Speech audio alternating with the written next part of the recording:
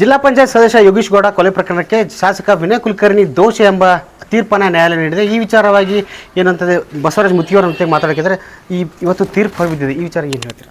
ಅಲ್ಲ, ಜಸ್ಟಿಸ್ ಎಲ್ಲರಿಗೂ ಒಂದು ಅಂತ ಈಗಾಗಲೇ ಹೇಳಿದ್ನಲ್ಲಿ ನಿಮಗೆ, ನ್ಯಾಯ ಎಲ್ಲರಿಗೂ ಒಂದು, ಅಧಿಕಾರ ಇದ್ದವ್ರಿಗೆ ಒಂದು, ಅಧಿಕಾರ ಇಲ್ಲದವ್ರಿಗೆ ಒಂದಲ್ಲ, ಎಲ್ಲರಿಗೂ ಒಂದು ಅನ್ನೋದು ಇವತ್ತು ಮತ್ತು ನ್ಯಾಯಾಂಗ ವ್ಯವಸ್ಥೆ ಅದನ್ನು ಪ್ರೂವ್ ಮಾಡೈತಿ. ಈ ನ್ಯಾಯಾಂಗದ ಮೇಲೆ ಇದ್ದಂಥ ನಂಬಿಕೆ ವಿಶ್ವಾಸ ಜನರಿಗೆ ಇವತ್ತಿಂದ ಇನ್ನೂ ಹೆಚ್ಚಾಗೈತೆ ಅಂತ ಹೇಳಕ್ಕೆ ಇಷ್ಟಪಡ್ತೀನಿ. ತಾವು ಕೂಡ ಮಾಫಿ ಸಾಕ್ಷಿಯಾಗಿ ಹಲವಾರು ಸಾಕ್ಷಿಗಳನ್ನು ಕೂಡ ಕೋರ್ಟ್ಗೆ ನೀಡಿದ್ರಿ. ಆ ಜೊತೆ ಈ ನೆಲೆಯಲ್ಲೂ ಕೂಡ ತಮಗೂ ಕೂಡ ಥ್ರೆಟ್ ಇತ್ತು, ಏನು ಹೇಳಿ? ಇಲ್ಲ, ನಾನು ಮಾಫಿ ಸಾಕ್ಷಿ ಅಂತ ಹೋಗಿರಲಿಲ್ಲ, ಸಾಕ್ಷಿ ಅಂತ ಹೋಗಿದ್ದೆ. ಮುಂದೆ ಅದು ಮಾಫಿ ಸಾಕ್ಷಿ ಆಕೈತೆ ಅಂತ ನನ್ನ ಗಮನಕ್ಕೆ ಇರಲಿಲ್ಲ.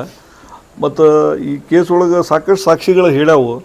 ಸಾಕ್ಷಿಗೆ ಪುರಾವೆಗಳನ್ನು ನೋಡಿಕೊಂಡು ಸರ್ಕಮ್ಸ್ಟೆನ್ಷಿಯಲ್ ಎವಿಡೆನ್ಸು, ಟೆಕ್ನಿಕಲ್ಲು ಎಲ್ಲ ಸಾಕ್ಷಿಗಳನ್ನು ಪರಿಗಣನೆ ಮಾಡಿನೇ ಜಡ್ಜ್ ಅವರು ಈ ನಿರ್ಧಾರ ತೊಗೊಂಡಿರ್ತಾರೆ. ನಮಗೂ ಕೂಡ ಇದನ್ನು ಹೇಳಬೇಕಾದಂಥ ಸಂದರ್ಭದಲ್ಲಿ ಸಾಕ್ಷಿ ಹೇಳುವಾಗ ಥ್ರೆಟ್ ಇತ್ತು, ಹಲವಾರು ಕರೆಗಳಿರ್ಬೋದು, ಬೆದರಿಕೆ ಇರ್ಬೋದು, ಆಮೇಲೆ ತಮ್ಮ ಕುಟುಂಬಕ್ಕೂ ಕೂಡ ಇತ್ತು. ಅಲ್ಲ, ಥ್ರೆಟ್ಟು ಇದು ನಿರಂತರವಾಗಿ ಐತಿದೆ. ಯಾವತ್ತು ನಾನು ಸಾಕ್ಷಿ ಹಾಕ್ತೇನೆ ಅಂತೇಳಿ ಹೋದಾಗಿಂದ ಹಿಡಿದು ಇವತ್ತವರೆಗೂ, ನಾಳೆವರೆಗೂ ಈ ಥ್ರೆಟ್ ಇದ್ದೇ ಇರ್ತೈತಿ.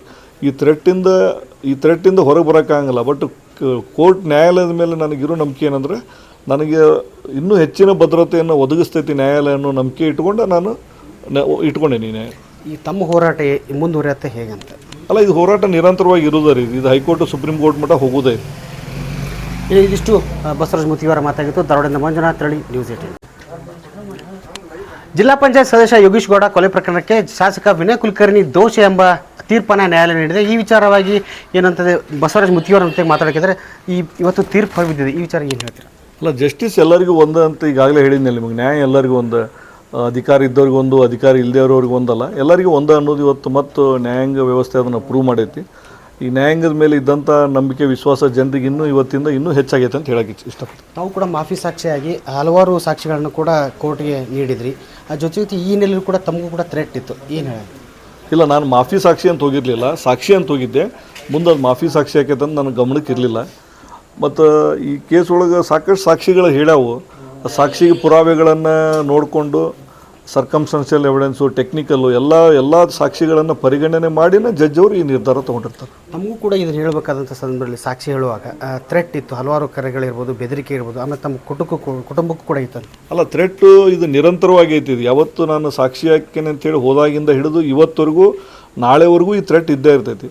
ಈ ಥ್ರೆಟ್ಟಿಂದ ಹೊರಗೆ ಬರೋಕ್ಕಾಗಲ್ಲ. ಬಟ್ ಕೋರ್ಟ್ ನ್ಯಾಯಾಲಯದ ಮೇಲೆ ನನಗಿರೋ ನಂಬಿಕೆ ಏನಂದರೆ, ನನಗೆ ಇನ್ನೂ ಹೆಚ್ಚಿನ ಭದ್ರತೆಯನ್ನು ಒದಗಿಸ್ತೈತಿ ನ್ಯಾಯಾಲಯ ಅನ್ನೋ ನಂಬಿಕೆ ಇಟ್ಕೊಂಡು ನಾನು ಇಟ್ಕೊಂಡೇನಿ. ಈ ತಮ್ಮ ಹೋರಾಟ ಮುಂದುವರಿಯುತ್ತೆ ಹೇಗಂತ? ಅಲ್ಲ, ಇದು ಹೋರಾಟ ನಿರಂತರವಾಗಿ ಇರೋದರಿ. ಇದು ಹೈಕೋರ್ಟ್ ಸುಪ್ರೀಂ ಕೋರ್ಟ್ ಮಟ್ಟ ಹೋಗೋದೇ. ಇದಿಷ್ಟು ಬಸವರಾಜ ಮುತ್ತಿಯವರ ಮಾತಾಗಿತ್ತು. ಧಾರವಾಡದಿಂದ ಮಂಜುನಾಥ್ ತಳಿ, ನ್ಯೂಸ್ 18.